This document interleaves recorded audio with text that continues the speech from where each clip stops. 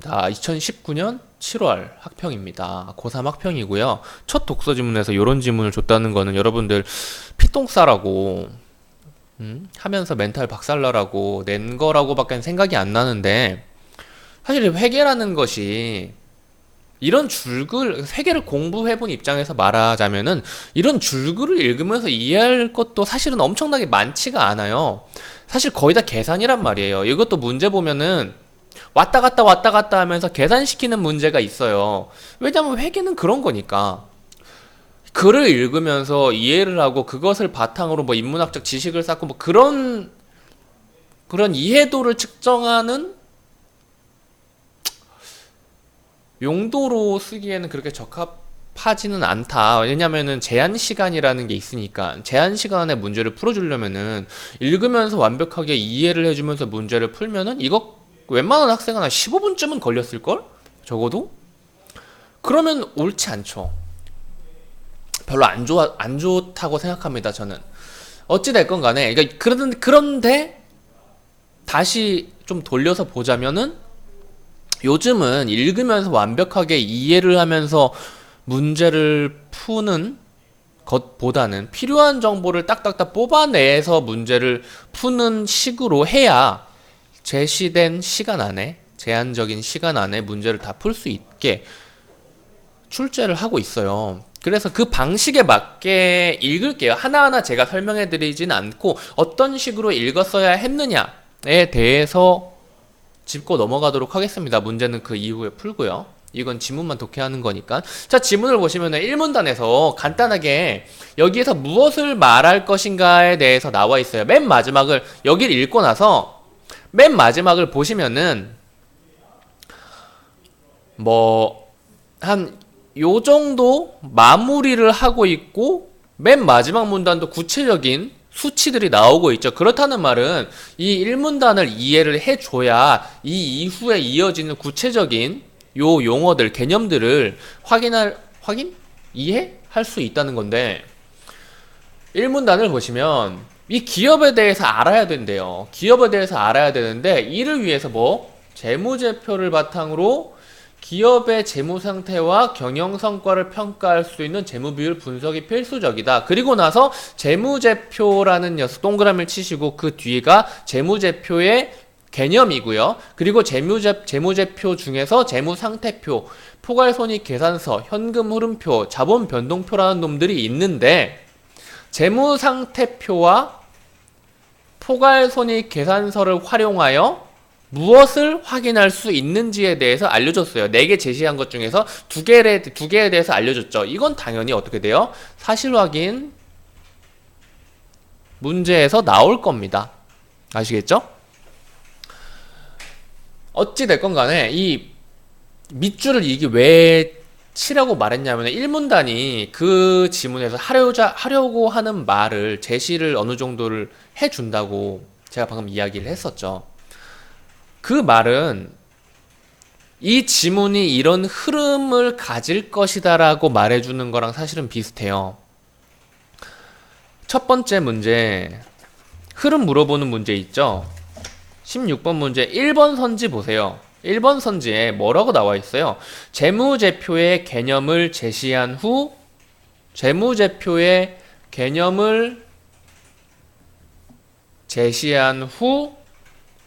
기업의 재무 상태를 분석하는 방법을 예를 들어서 설명하고 있다 라고 해서 1번이 답인 겁니다. 요 밑줄 친 이 문장이랑 1번 16번에 첫 번째 문제 1번 선지랑 같은 말을 하고 있다는 거 확인하셨죠? 문제 어쩌다 보니까 문제를 풀어버렸는데, 지문 독해를 계속 이어가겠습니다. 여기에서 이제 체크해 주셔야 되는 게 있어요. 이런 거는 손으로 써주는 게 굉장히 좋습니다. 손으로 써주는 게 오히려 시간이 절감이 돼요. 이 문단에서 알아야 되는 게 무엇이냐? 공식들입니다. 여러분들이 정리해 주셔야 되는 거는 공식들이에요. 무슨 공식들? 자산, 부채, 자본이 있어요. 여기서 무슨 공식이 나와요? 자산에서 모든 부채를 차감한 후에 잔여 지분인 자본, 자산 마이너스 부채는 자본이다.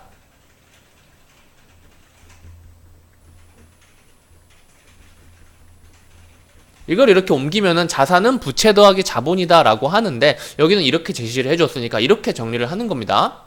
그리고 나서 여기서 이제 뭘 줘요? 자산, 부채, 자본에 대한 개념 설명을 해주는 겁니다. 그리고 나서 또 아래 하나 더 있죠. 뭐예요?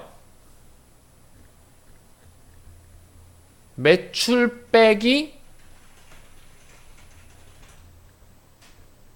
매출 원가와 그리고 기타 비용을 해주면 단기 순이익인데 순이익 생략할게요. 단기 순이익이 나온다고 합니다. 그리고 이제 다음으로 넘어갈게요.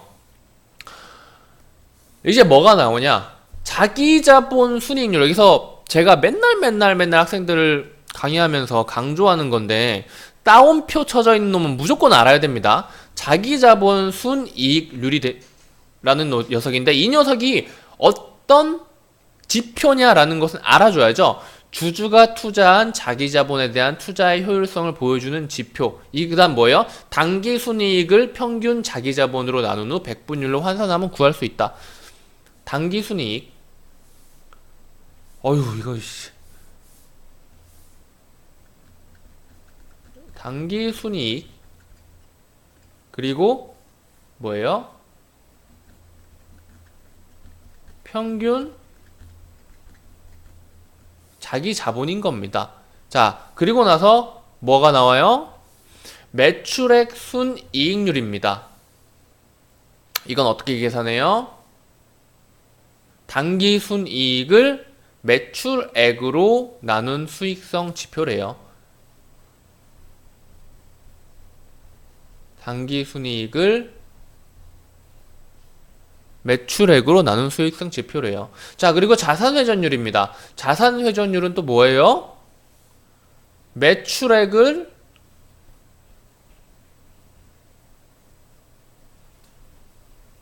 평균 총 자산으로 나눈 지표입니다.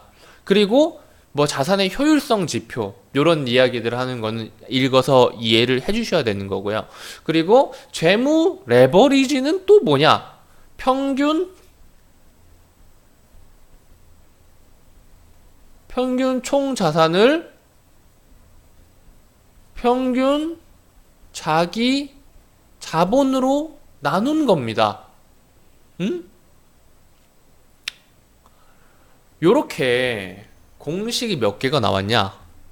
하나, 둘, 셋, 넷, 다섯, 여섯 개가 나왔나요? 이 6개를 가지고 나서 이제 지지고 볶고 해가지고 문제를 내겠다 이거예요. 그리고 요 녀석들에 대한 구체적인 내용이나 구체적인 이해도를 바탕으로 OX 판단하는 것, 그리고 이 공식 계산해가지고 이 계산을 잘했느냐를 물어보는 문제, 요런 것들을 내겠다는 말입니다.